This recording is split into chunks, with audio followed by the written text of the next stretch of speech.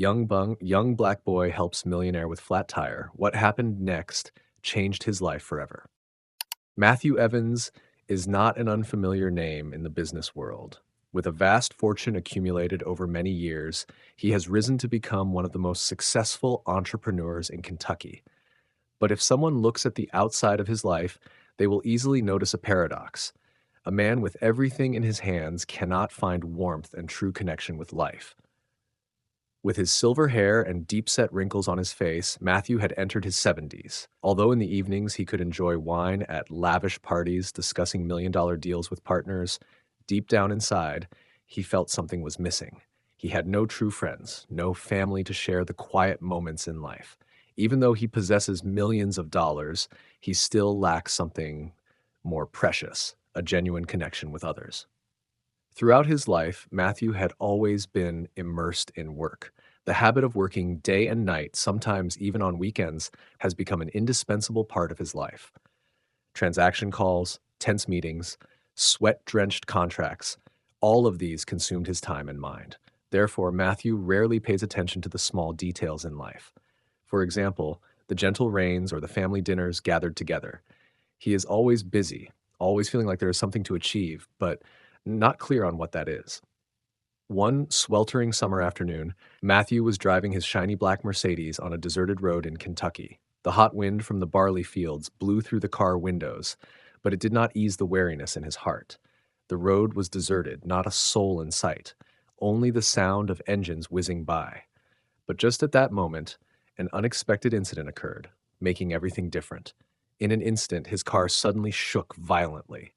A soft pop echoed, but it was enough for Matthew to realize that the tire had punctured.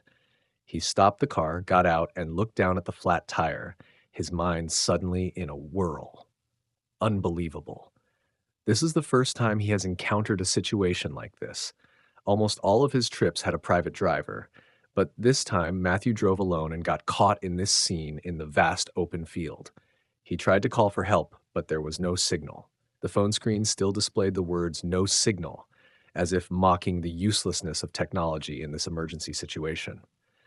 There was no way to communicate, no one could help, and he could only stand there, looking around in suffocating silence. At that moment, he felt loneliness seep into every cell of his body.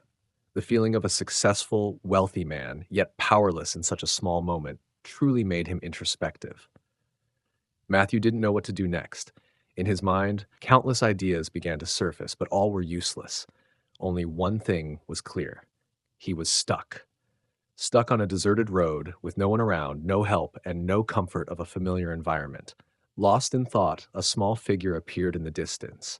Matthew looked up and saw a boy around 13 or 14 years old walking towards him. The boy was wearing an old, tattered t-shirt and faded sneakers. The boy walked slowly but seemed confident, showing no signs of haste or fear when facing the elderly man who was struggling with his car. Matthew was a bit surprised, not understanding how a child could appear here, in the midst of such desolate fields. The boy approached, stopped in front of him, and without hesitation asked, "Is there a problem with your car?" Matthew was momentarily surprised by the boy's question, but then he regained his composure and nodded. "That's right. I got a flat tire, but I couldn't do anything. The car has no phone signal. I can't call anyone for help." The boy observed the car for a moment, then gently replied, "I can help you change the tire. My grandfather taught me how to do it since I was little." Matthew looked at the boy in surprise. A child who can change a tire, and so confident too? He couldn't help but be impressed by the boy's calmness and composure. This was the first time he encountered such a strange situation. A 13-year-old boy was willing to help a wealthy and successful man like him. "Are you serious? Do you know how to change a tire?" Matthew asked, skepticism evident on his face. "Really? I learned from my grandfather. He is a very skilled person, always teaching me how to do things like this since I was little." The boy smiled, his eyes shining with confidence. Matthew smiled inwardly, although he couldn't help but be surprised by the boy's resilience. At first glance, he was just an ordinary child, but the confidence and understanding he displayed made him feel there was something very special about him. "All right, you can help me." "I don't know what to do anymore," Matthew said, with a hint of admiration in his voice. The boy bent down and began to open the trunk lid, gently removing the tools to change the tire. While the boy diligently worked, Matthew stood beside him, watching him in silence. At that moment, he saw the boy not just as a helper, but as something more valuable, a connection, a bond unprecedented in his life. It was a simple moment, but it was full of meaning. The boy, a person with nothing but small hands and confidence, made Matthew Evans, a man who had lived a life full of wealth and fame, feel something he had never felt before: the necessity of sharing, of connecting with someone, even a stranger. When the tire was changed, the boy stood up, dusted off his hands, turned to Matthew, and smiled naturally. "All done, you can go now," he said, his voice gentle, yet full of confidence. Matthew, still standing next to the car, felt a bit embarrassed. The boy looked at him without any prejudice or embarrassment, just like a friend, ready to help without expecting anything in return. Matthew, who was all too familiar with the self-serving relationships in the business world, couldn't help but feel strange. He seemed unable to understand why the boy refused the money he offered, even though it was nothing to him. "You don't need to refuse," he said, trying to persuade. "Money is not the issue. I just want to thank you." The boy shook his head and smiled. "Thank you, sir, but you don't need to pay. Helping others is what I want to do. And my grandfather said, good deeds will always come back to you." Matthew looked at the boy for a long time, not saying anything more. He not only refused the money, but also made him think about things he had never noticed in his entire life. Surely this boy has a different kind of education, some understanding of life that Matthew simply cannot overlook. As the boy walked away, Matthew stood there, his eyes following the small figure gradually disappearing into the vast expanse of the field. A strange feeling overtook him, as if an invisible breeze had swept through his soul, making the thoughts he had always considered certain suddenly become vague. That change, though small, was enough for him to feel, not from the boy's help, but from the way the boy lived and thought. The boy's simple yet genuine kindness was like a mirror reflecting a part of himself that Matthew had long forgotten. His whole life, he had lived in the world of money, fame, and career, but he had never truly felt the closeness, the real connection with others. Could it be that the truth is like that? A successful man like him has never experienced basic values such as kindness, sharing, or selfless concern? Asking himself that question, Matthew suddenly realized a harsh truth. For so many years, he had been caught up in the whirlwind of work and transactions, to the point of forgetting that life is not just about numbers and contracts. In that moment, the loneliness he had long ignored became more pronounced than ever. Everything seemed to become empty. The luxurious evening parties, the meetings with business partners, all carry a perfect facade, but lack something essential. His relationships, though seemingly successful and solid, lacked any real connection. Matthew suddenly felt like a puppet in his own world, with all the invisible strings intertwined, but never truly free. The next day, as the morning light shone through the rows of trees and the air still carried the lingering warmth of summer, Matthew drove alone. He had no clear destination, but a sudden desire arose in his heart.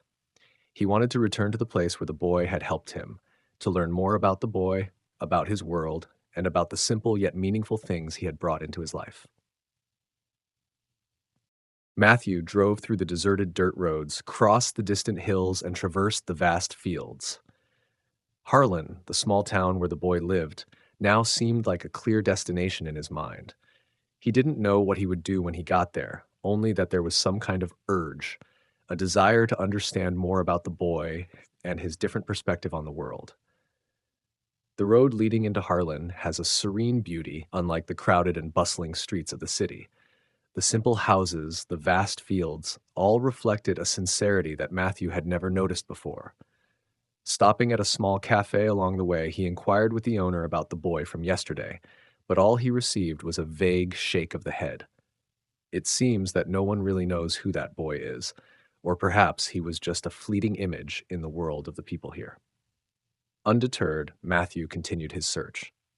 He went to the surrounding houses, knocked on doors, and asked questions that were unfamiliar to him about a boy around 13 years old wearing an old t-shirt and faded shoes.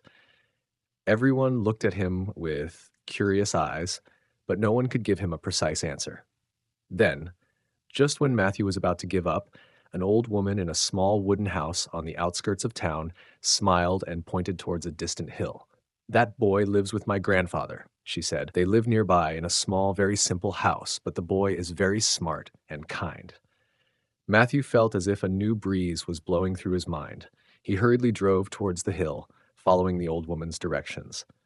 The closer he got to the place, the more anxious he became, not because of the failure in the search, but because of a strange feeling growing within him, a feeling not of disappointment, but of a longing to explore a different world, a world that Matthew had never truly known. Finally, when the car stopped in front of a small wooden house, Matthew looked out the window and saw a figure standing under the tree canopy, the boy, with his grandfather. And at that moment, everything within him suddenly became clear. After receiving some vague directions from the townspeople in Harlan, Matthew continued his journey to find the boy he could never forget. The road leading to Elijah's house was neither straight nor easy, but the deeper he ventured into the outskirts of the town, the more he felt a sense of peace and hope in the air. The small houses stood close together with old tiled roofs and peeling brick walls, but each house seemed like a part of a complete picture of the simple life that Matthew had never known. When his car stopped in front of a small wooden house hidden among the thick foliage, Matthew couldn't help but be surprised. Is this where the boy he is looking for lives? The house is not large, but there seems to be a strong vitality in every detail of it. The wooden walls have been stained by time, but the garden in front of the yard is full of life, with lush green vegetable beds and a wooden fence set up neatly, although it seems imperfect. Matthew stepped out of the car and walked towards the house when a figure appeared at the door. She was a woman in her early 40s, with a gentle face and neatly tied long hair. When she saw him, she smiled, a warm smile, and invited Matthew into the house. "Hello, sir. I am Susan, Elijah's mother. You came to see the boy, didn't you? Please come into the house. I will make you some tea." Matthew nodded, thanked her, and followed her inside. The space in the house is tidy and cozy. Although there aren't many furnishings, each item in the house seems to be placed where it is needed, creating a feeling that everything has its own significance. The hand-painted pictures hanging on the walls, the rustic wooden chairs, and the small warm fireplace in the corner of the room made Matthew feel as if he had stepped into a different world, a world not too busy, not too competitive, but simply peaceful. Susan told Matthew to sit down at the small wooden table, then went into the kitchen to prepare tea. When she returned, she had a pot of hot tea and a few homemade cookies in her hands. Both sat across from each other, and Susan began to talk about their family's life. "Surely you've met Elijah," she said, her voice warm. "The boy is not like the other children. He learns very quickly, does housework very well, but the boy is not like the other children in this town. He always finds a way to help others, no matter who they are. And perhaps because of that, our lives have never lacked love." Matthew listened in silence, feeling as if a gentle wave was sweeping into his mind. He was not someone who often expressed his emotions, but something made him choke up when he heard her recount the challenges their family had to endure. "Our life has not been easy," Susan continued. "My husband passed away early, leaving just Elijah and me. The early years when the boy was still small, everything was very difficult, but I always taught him that love and sharing are the most important things. There is nothing more valuable than helping others." Matthew looked into Susan's eyes, and an indescribable emotion began to seep into his soul. Each story, each word from her was like a ray of light shining into the dark corners of his heart, where he had always tried to compensate with money and fame, but had never truly felt warmth. When the conversation between the two became deeper, Matthew heard a noise outside in the garden. He turned his head to look out the window and immediately recognized a familiar figure, Elijah. The boy was standing near the fence, his hands dirty from the repair work. A dry blade of grass fell from his shoulder, and the boy carefully brushed it off with his hand before continuing his work, seemingly oblivious to Matthew's presence. Matthew stood up, walked closer to the door, and looked at Elijah from a distance. The boy, with his old clothes and hands full of dirt, but his eyes always shining with resilience and faith in life. There was no sign of fatigue or worry, only a strange focus when he worked. Facing him, Matthew felt something very special, a mental strength, a strength that he could not find in anyone in his own world. The feeling of surprise surged once again in Matthew's heart. Although the boy was only 13 years old, the way he worked, the way he faced difficulties, made him feel as if he were confronting an adult, someone with a profound understanding of life, despite never having stepped off the beaten paths of this countryside. A person, though materially lacking, possesses something that Matthew could never attain: profound understanding and boundless patience. Susan also stood up, walked to the door, and looked outside. Elijah has always been like that, she said to Matthew, her voice full of pride. The boy never gives up, no matter how difficult it gets. He learned from my grandfather, a man who lived a simple life but full of love and courage. I always hope that the boy will become a good person, no matter how challenging life may be. Matthew looked back at her, then turned to see Elijah engrossed in his work. In his heart, a complex surge of emotions erupted, not easy to explain. He felt admiration for the boy, an invisible respect he had never shown to anyone in his entire life. Unbelievable, Matthew said softly, his voice full of emotion. This boy, I've never met anyone like him. Susan smiled gently. The boy may not have many things, but he has a big heart. And I believe that is the most important thing. Matthew stood there, quietly observing the boy from a distance. Suddenly, he realized that there are things in life that money cannot buy. The simple yet profound things, the moments of peace, the sincere relationships, all those are exactly what he had lost in his life. When the boy turned around and noticed Matthew's presence, those bright eyes shone with an unshakable confidence. It seemed he knew that something had changed in the older man before him, a change that even Matthew could not fully explain. A few days after leaving Harlan, Matthew still couldn't forget the image of Elijah and his family. Although their life was very simple, even somewhat lacking, the warmth in their small house was something too unfamiliar for someone like Matthew. He is not an easily moved person, but perhaps it was Elijah's sincerity that made him reconsider the values he had lost for so long. Matthew could not forget the boy's bright eyes while repairing the fence, or the simple words of Elijah's mother as she spoke about their lives. The feeling of wanting to help, wanting to do something meaningful for that small family gradually took shape in his heart. He knew that he couldn't just stand by and watch them continue living in this cramped and old house, especially when he saw the cracked walls and peeling roof. So, a big decision has been made by Matthew. He will renovate Elijah's house and his mother's, not because they are in need, but simply because of the kindness and resilience their family has shown. This is not an act of pity, but a way for him to express gratitude for the values he has found in that very family. Matthew contacted his former partners, the construction companies and design experts he had collaborated with for many years. He planned a major renovation project, repairing the roof, reinforcing the walls, replacing the old fence, and improving the electrical and plumbing systems. Everything was meticulously planned, as if this were an important project in his career, even though in reality it was just a gift for the people he had just met. However, what Matthew did not expect was the fierce opposition from Elijah's mother when she learned about this plan. When Matthew returned to Harlan and mentioned renovating the house, Susan looked at him with surprise.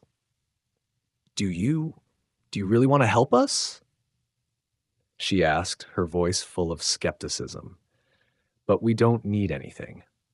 Elijah and I are doing well with what we have. Thank you, but I think I can manage on my own."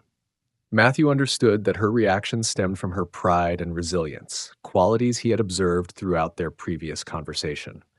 She didn't want to accept help from outsiders, especially since their family always took care of everything themselves.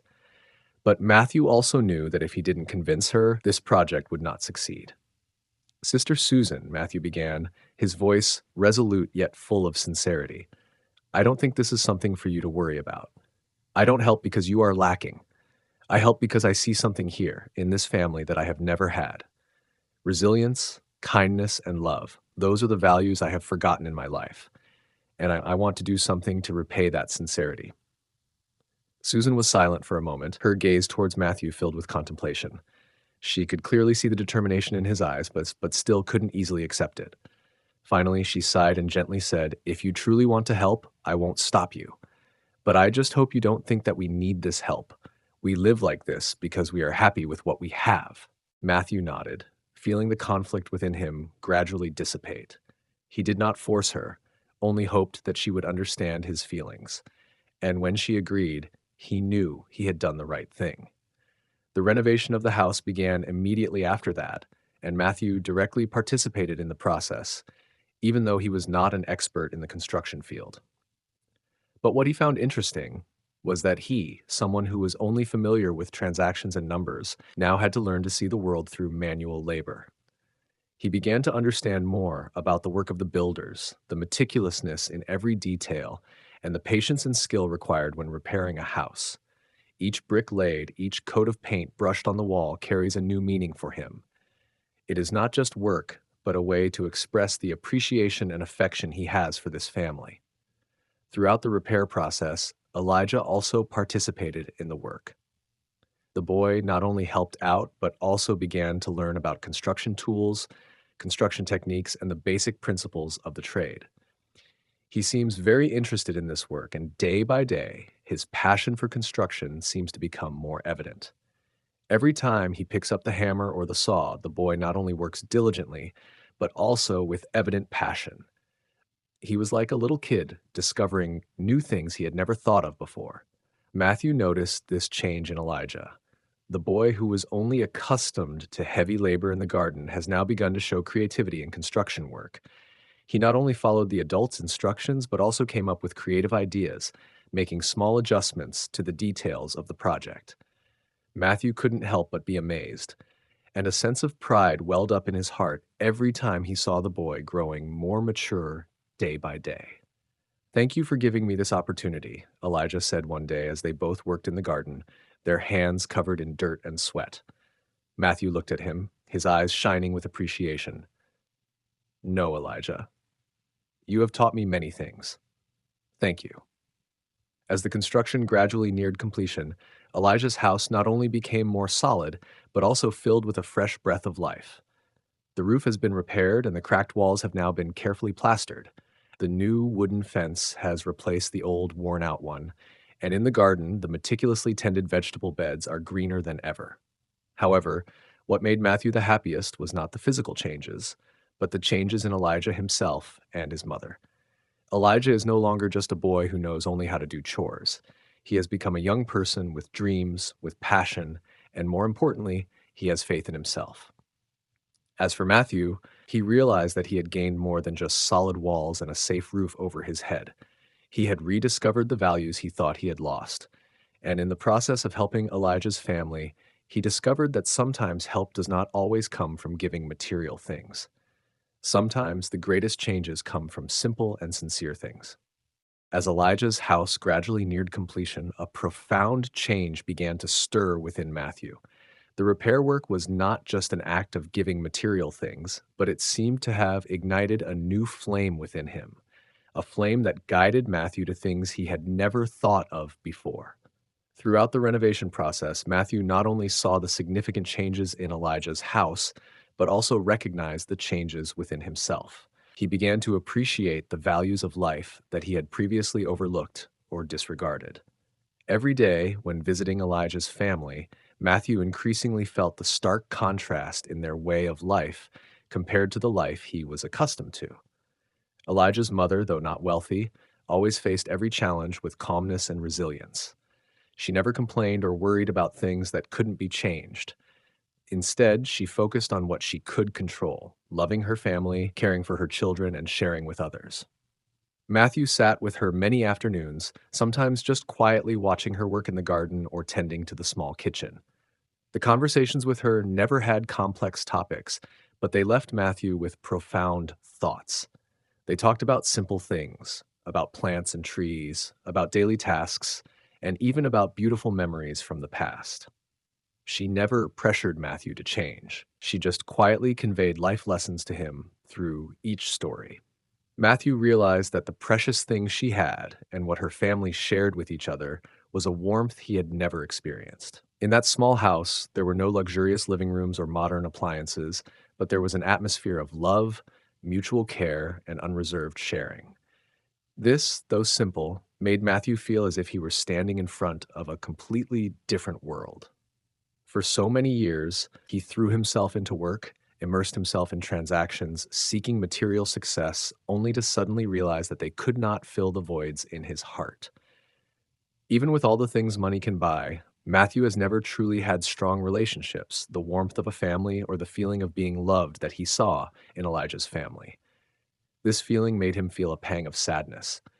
But even so, the changes within Matthew were not an easy process. Although he could sense a significant change in moments of solitude, he still couldn't escape his old thoughts. The feeling of being unable to let go of what he has achieved over the years, the strong attachment to material possessions and success, still weighs heavily on his mind. When night falls, Matthew often sits alone in his large room, looking out the window. He couldn't escape thoughts about work, about unfinished transactions, and about what he had to sacrifice to obtain those things. Even though he knows that Elijah's family is living a simple life, he still cannot deny that relationships and success in work are still an important part of his life. For the first time in many years, Matthew felt like he was standing between two worlds.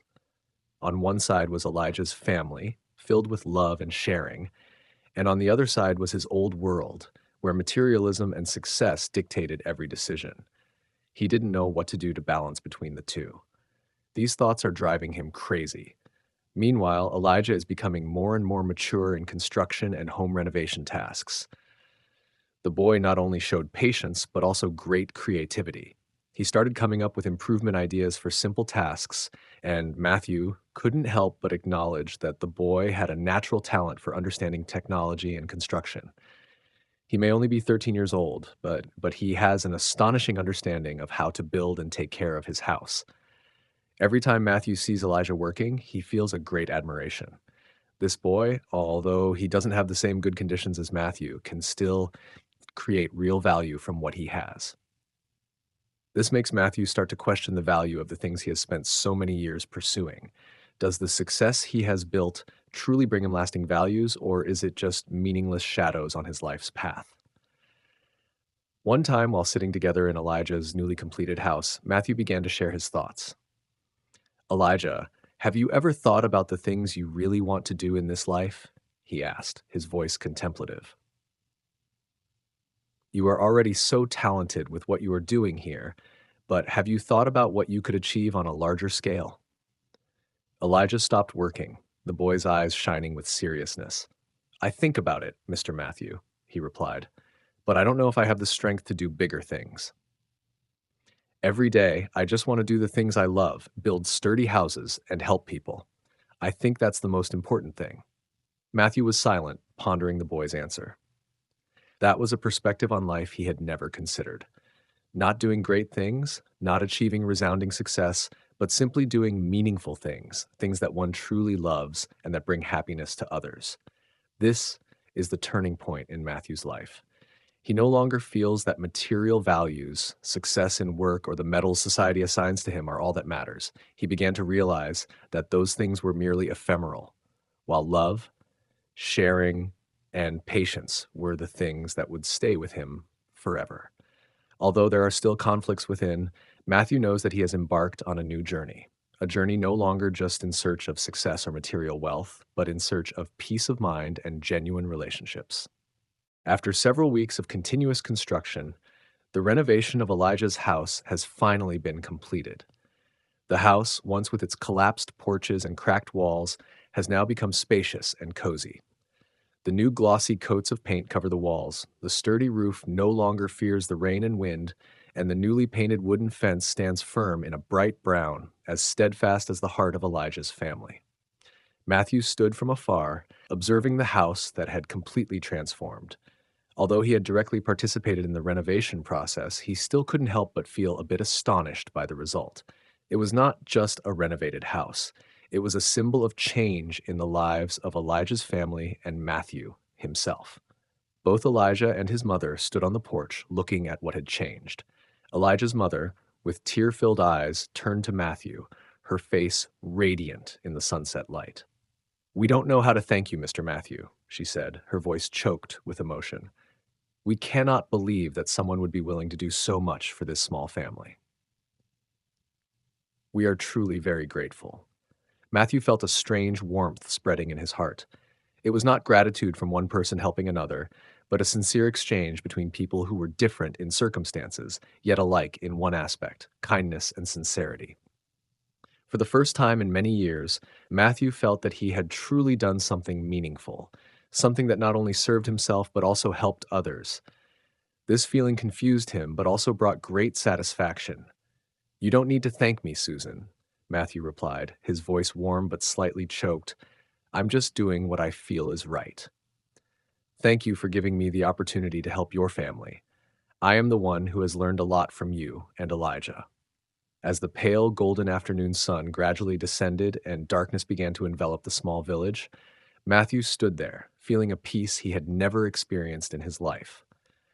Thoughts about work, business projects, and the numbers he had to manage for so many years seemed to vanish, making way for another feeling, a sense of completeness in his soul. Elijah, after a moment of silent observation, turned to Matthew with eyes shining with joy. "Uncle Matthew, I want to be like you, helping those in need," the boy said, his voice gentle but full of determination. "I have seen how my life has changed since we got this house. I want to do something to help people like you helped my family." Matthew looked into the boy's innocent eyes, and for a moment he understood that it was not material gifts or personal achievements that were the most important things in life. It is the genuine values, sharing, and selfless kindness that can truly change a person's life. He couldn't help but be moved by Elijah's innocence and gratitude. The boy recognized this very early on, something that Matthew took many years to realize. "I've already done it, Elijah," Matthew replied, his voice gentle. "You taught me the greatest lesson of my life, that kindness and sharing never need a reason. You made me understand that the important things in life are not what we have, but what we give." That saying was like a deep current, sweeping away all the worries and material desires that Matthew had carried with him for a long journey. What he realizes at this moment, after so many years of conquering the peaks of his career, is that what he truly needs is connection, love, and genuine relationships, not material achievements. Mrs. Susan stood still, observing the conversation between the two men and her family, and a gentle smile blossomed on her lips. Even though she had never sought recognition or praise, she still felt a warm joy spreading in her heart. She knew that her family had not only been renewed materially, but that they themselves had become an important part of Matthew's journey of change. Matthew looked back at the house, not as someone who had spent a lot of money or effort, but with deep gratitude towards this very family. He came to them not only to help, but also to learn, to rediscover the values he had forgotten during his journey in search of success. That day, as the last light of day faded, Matthew stood there, holding a cup of tea with Elijah and his mother, gazing at the house they had rebuilt together. It was a new house, but also a symbol of the profound changes in each person's soul. Matthew realized that life doesn't always need grand or magnificent things to feel complete. Sometimes real change begins with the small things, with simple yet loving gestures. What he needs are genuine relationships, heartfelt sharing, and the lessons of kindness he learned from Elijah's family. Their story is not just a tale of assistance, but a story of love, resilience, and compassion, values that will forever stay with Matthew, like a bright flame amidst the darkness of life. Matthew left Harlan with a sense of relief and tranquility that he had never felt before. That feeling was like a breath of fresh air, blowing through the heavy days he had borne for so many years. During the time spent pursuing fame and fortune, Matthew had left behind the simplest yet most precious things in life. He lived like a roller coaster, rushing into goals, transactions, and new heights without realizing that what he was seeking was right in front of him. As his Mercedes glided along the country road, the surroundings seemed to fade more than ever. The distant hills, the lush green fields, and the clear sky all seemed to be mere backdrops for the thoughts in Matthew's mind. He was no longer caught up in the worries of work, the numbers, or the important meetings. Instead, he was left with a sense of tranquility, a peace that was indescribable in words, yet clearer than anything before. Matthew recalled the moments with Elijah's family, the times sitting around the dining table, the everyday stories, the innocent laughter of Elijah when they were fixing the roof together. He also recalls the sincere gaze of Mrs. Susan, the diligent mother, who always believed in love and sharing among people. All these things, though small, have great power, enough to change a person entirely. In a rare moment, Matthew asked himself, "Why have I overlooked all these things for so many years?"